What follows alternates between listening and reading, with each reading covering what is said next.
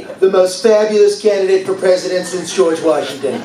I know, I'm huge. And here I'm showing you this, look at this. Old school, baby.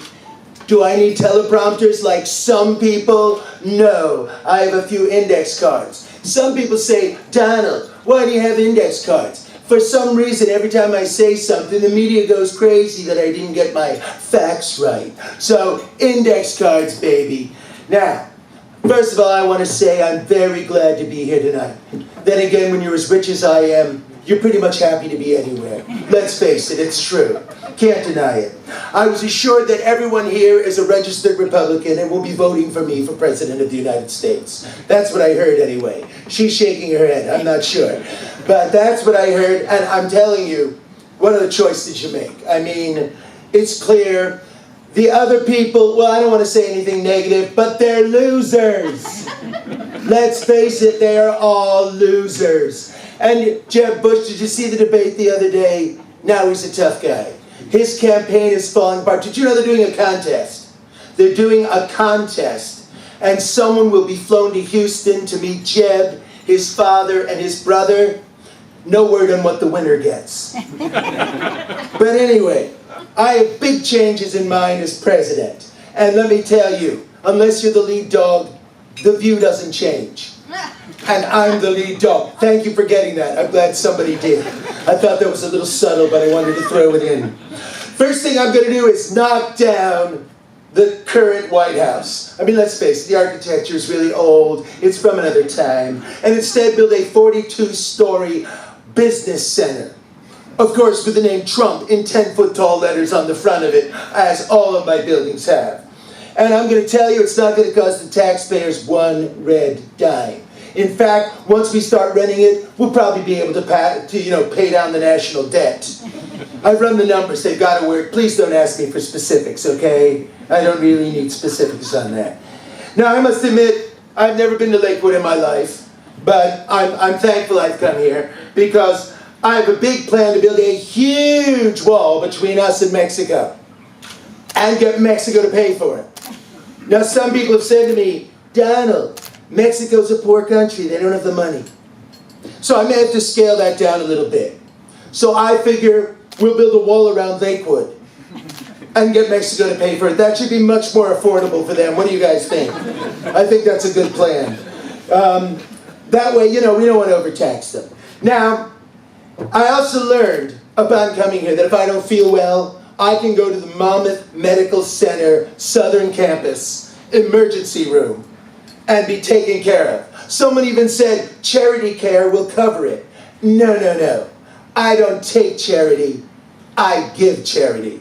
And I don't know if you know my finances. By the way, I'm rich. Good, I know that.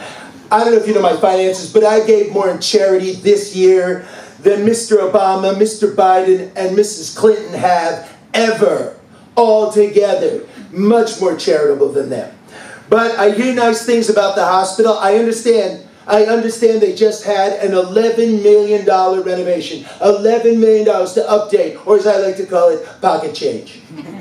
So I'm glad they've had that renovation. It should be a really nice facility now. I also have had some of the opportunity to see the amazing work here at the BP Print Group. I like the new name, BP. Isn't that great? Let's have a round of applause for the new name. That's fantastic. They know all the machines. In fact, one guy walked me through the 3 parts of a printer. He said the first part is the case, the second part is the jammed paper tray, and the third part is the blinking red light. So he said that was the 3 things you really had to know. And all the printing guys are laughing, everyone else is looking at me like I'm crazy. But it's true. Now, I want to let you know, I told my chief of staff to order all of my future marketing materials from BP Print Group. I have. And when I get to the White House, you're going to do all my stationery for the White House. And why? Because I'm a winner, and I work with winners, and BP is a winner. There you go. I mean, look at this gorgeous design. Just look at these lamps. They got that thing out there that looks like it's a corkscrew that's gone crazy. Have you seen that out there? It's fantastic. All of the renovations here were great. And look, I know about real estate. I actually have humble beginnings.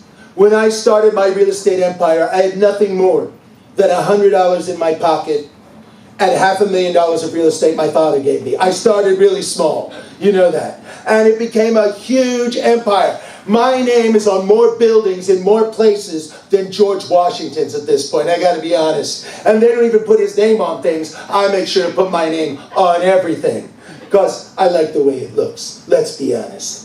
Now, but when it's time to redesign the White House, I'm going to call the guys who did this because they really know their stuff. They're really pros. Let's give them all a big hand for this wonderful renovation. Look at this.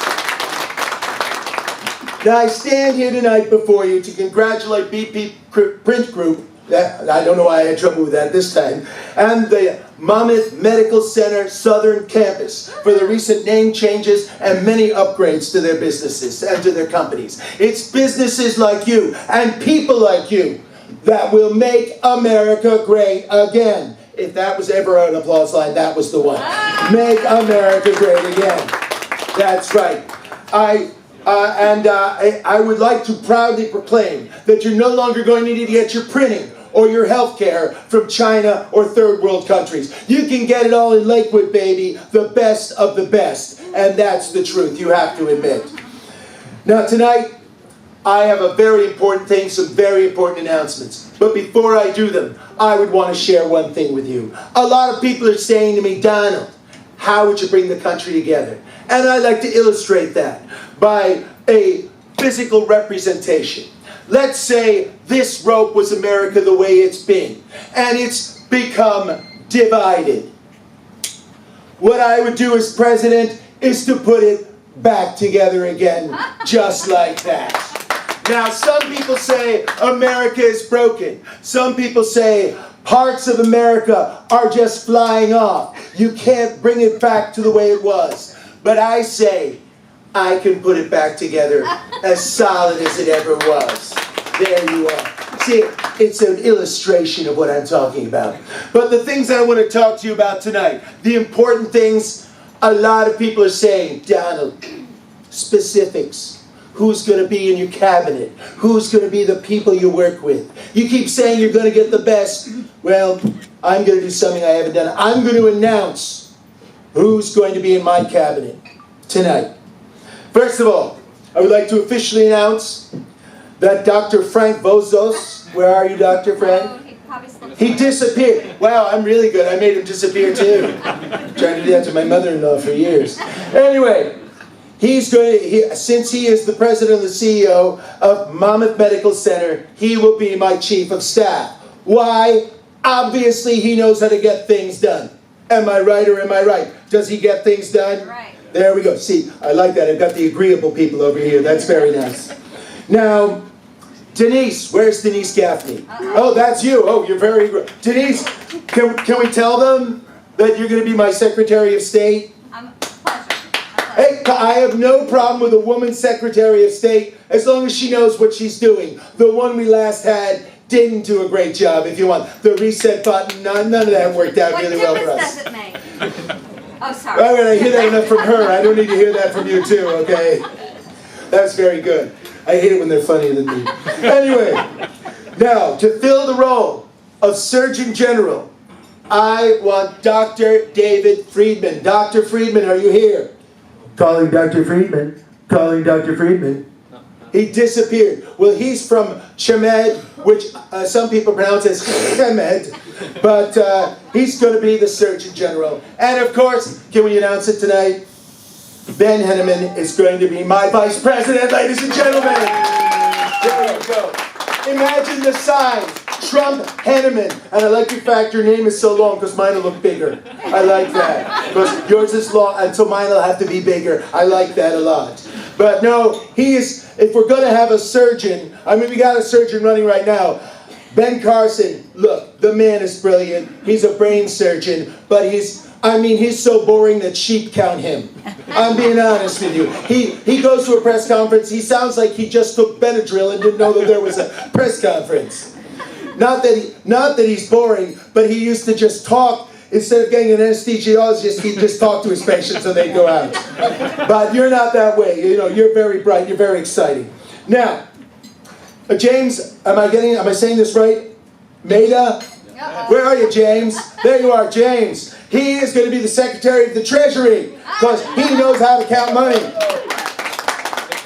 He will make sure it comes out every last dime. End the government corruption. That's why I haven't announced it yet, because they find out you're coming down, they're going to run for the hills, those guys. Anyway, we also are going to do something unusual. For the Speaker of the House, Paul Ryan, I'm not thrilled with him, I got to be honest with you. So instead, I want to get Sydney and Charlotte Krupnik jointly to be the Speaker of the House. Where are you guys? Sydney and Charlotte, there you are. See, you'll bring years of experience into that these young guys just don't have. You see, that's why you'll do a great job. Also, our own Senator, Bob Singer, who was supposed to be here, I could find the time. Anyway, he will run the Senate, and I think he'll do a fabulous job. We really support him. He's been very good to us. I also want to say that we've got a law and order problem in America. We do. And I'm not saying this to be mean. Some things are out of control. So we're going to change things. We're going to put somebody in charge of law and order, and that person is going to be Chief Robert Lawson. There you are, Chief. You'll get this thing worked out, I'll tell you. You get him to Washington, he'll fix everything. But to be honest, you know, Lakewood has so much talent, so much fantastic people that I want to bring to the White House. It might make more sense to just bring the White House up here. I mean it. We get a location in the Cedar Bridge corporate headquarters, because that's a fabulous facility. We'll get Rabbi Aaron Kotler and Mayor Ackerman to play a role in the government, a serious role. Is the mayor here tonight? No. He's not. Was it something I said? Okay. Well, you know, England, they're really kind of mad at me right now. Anyway, we want them to play a serious role in the government. And let me tell you, America will be a different place. Something really special. Something huge. Let's be honest, it'll be fantastic. So I want to say, it's really been an honor to come here tonight. Are you having a good time? We have fantastic food. You can look at the facility. The facility, it will blow your mind. It's really fantastic. And I want to say, I appreciate your vote of confidence. And during this season of the year, some people tell me they feel like nobody cares about them. So I want to tell you this. Try missing a few payments and you'll find out a lot of people are suddenly interested in you, let me tell you. Anyway, thank you. You've been fabulous. Vote for me. I appreciate it. Thank you very much.